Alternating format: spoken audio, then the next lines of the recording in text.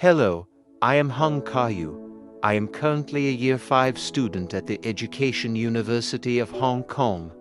My topic is From Idealism to Professionalism, a journey of self-correction. As a BAFS major, I started with very idealistic ideas, growing up in Hong Kong's exam-oriented environment. I truly believed a teacher's success was determined solely by exam results. I saw myself as a mere knowledge deliverer. I thought if I mastered the theories, I would be a great teacher. But reality hit me hard during my first block practice, a huge gap between university theory and the reality of a secondary school classroom.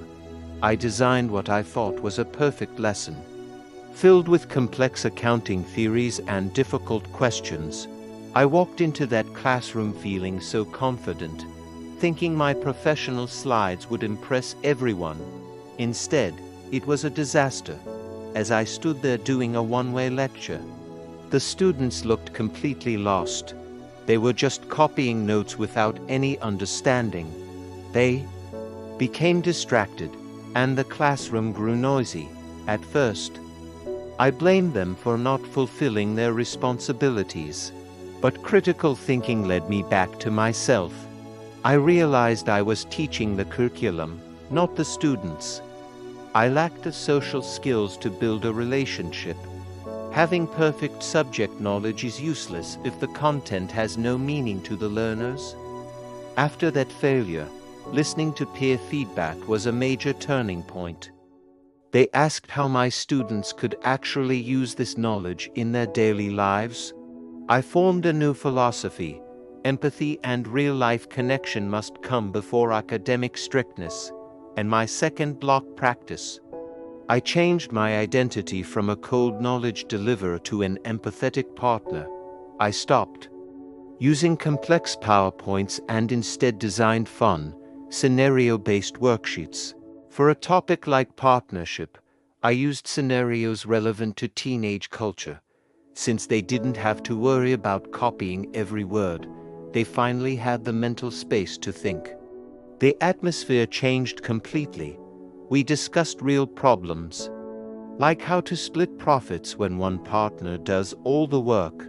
The students were finally motivated to participate.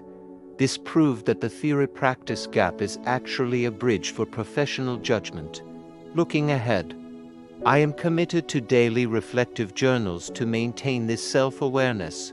I also plan to focus on inclusive education, using edtech tools like interactive quizzes and mind maps to support SEN students.